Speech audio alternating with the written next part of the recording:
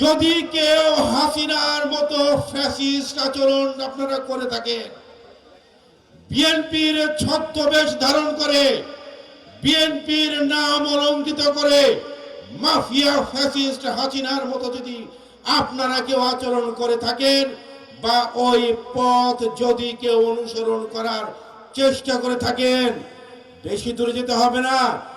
7 মাস আগে হাসিনা বাংলাদেশকে যেমন তার নিজের বাপের সম্পত্তি মনে করে ভুল করেছিল, দৌলতপুরকেও যদি নিজের বাপের সম্পত্তি মনে করেন, হাসিনার মতো ছেড়ে পালিয়ে যেতে হবে।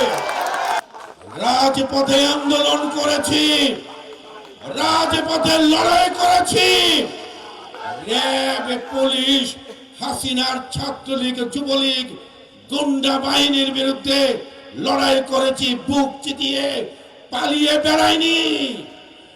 আপনাদের মতো অসুস্থতার ভান দেখে হাসপাতালে ভর্তি হই না। আমাদের নেতা কর্মীদেরকে আপনারা আটকান, এই আপনাদের রাজনৈতিক ভিত্তি। রাজনীতি করতে আসলে জনগণের কাতারে আসুন, আসুন জনপ্রিয়তার প্রমাণ দিন। চ্যালেঞ্জ জানাচ্ছি, এখানে দৌলতপুর উপজেলার বিএনপির যে সিনিয়র নেতৃবৃন্দ আছে তাদের সাথে আপনাদের জনপ্রিয়তার প্রমাণ দিন। চ্যালেঞ্জ জানাচ্ছি আপনাদেরকে। আমাদের নেতা জনাব তারেক রহমান, যার নেতৃত্বে একটি সফল ছাত্র জনতার গণ অভ্যুত্থান হয়েছে। ভিশনের ফুলঝুরি মেগা অফারে ফ্রিজ কিনলেই পাচ্ছেন 16 পিসের আকর্ষণীয় গিফট বক্স একদম ফ্রি। যার সফল নেতৃত্বে শেখ হাসিনা এই পদত্যাগ করে শুধু পদত্যাগ করেননি, দেশ ছেড়ে পালিয়ে চলে গেছেন, ঠিক কিনা? আমরা তো সেই নেতারই কর্মী, তাই কিনা? আমরা 5ই আগস্ট পরে আমাদের নেতা জনাব তারেক রহমান সারা বাংলাদেশে ঘোষণা দিয়েছেন, বিএনপির নাম ভাঙিয়ে, বিএনপির পরিচয় ব্যবহার করে যদি কেউ কোনো অপকর্ম করে থাকে তাহলে সে হচ্ছে দুর্বৃত্ত। সে কি? তাহলে দৌলতপুরে যারা বিএনপির নাম ভাঙিয়ে অপকর্ম করছে তাদেরকে আমরা কি বলবো? তারা কি বিএনপি? তাদের পরিচয়, তারা হচ্ছে দুর্বৃত্ত। মাফিয়া ফ্যাসিস্ট শেখ হাসিনা পদত্যাগ করে লেজ গুটিয়ে পালিয়ে গেছে ঠিকই, কিন্তু হাসিনার প্রেতাত্মারা, হাসিনার দোসররা এখনো কিন্তু বাংলাদেশ ছেড়ে পালিয়ে যায়নি। গিয়েছে কি?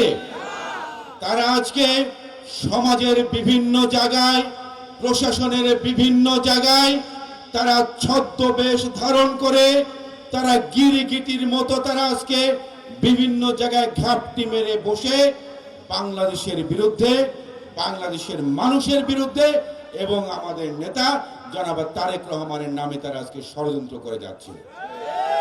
আজকে আমাদের এখানে সবাইকে ঐক্যবদ্ধ থাকতে হবে।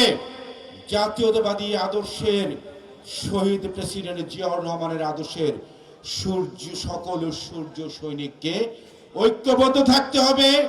ঐক্যবদ্ধ থেকে মাফিয়া ফ্যাসিস্ট হাসিনার দোসরদেরকে বাংলাদেশ থেকে চিরতরে বিতাড়িত করতে হবে।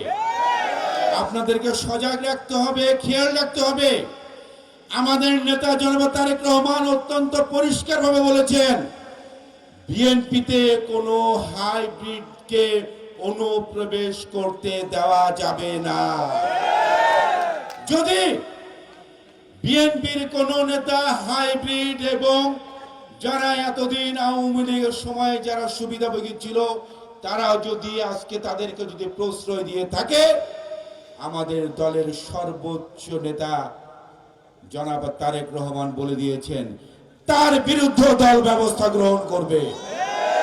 আপনাদেরকে এখানে বলে যেতে চাই, দৌলতপুরের বুকে এরকম কেউ যদি কোনো হাইব্রিডকে যদি অনুপ্রবেশ করে দেওয়ার যদি সুযোগ দেওয়ার চেষ্টা করে এবং আওয়ামী লীগের দোসরদেরকে যদি পুনর্বাসন করার চেষ্টা করে, আপনারা আমাদেরকে জানাবেন।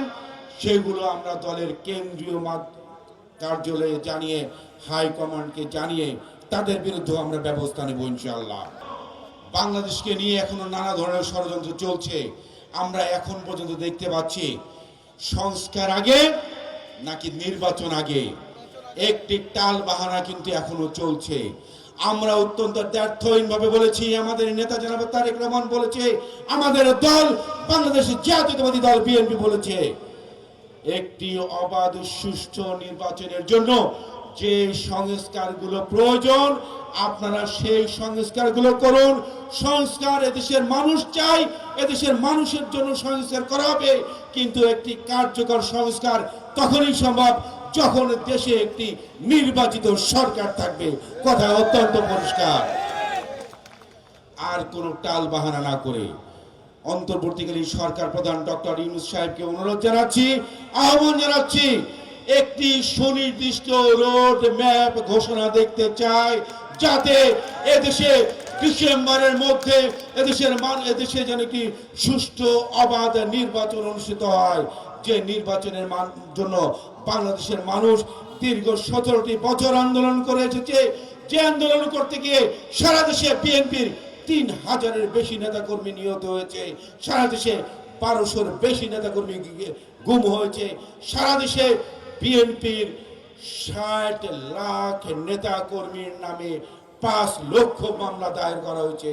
আমরা সেই অবাধ সুষ্ঠু নির্বাচন আমরা দেখতে চাই এবং অন্তর্বর্তীকালীন সরকারকে আমরা অনুরোধ জানাবো, আগামী ডিসেম্বরে যেন জাতীয় নির্বাচন হয়।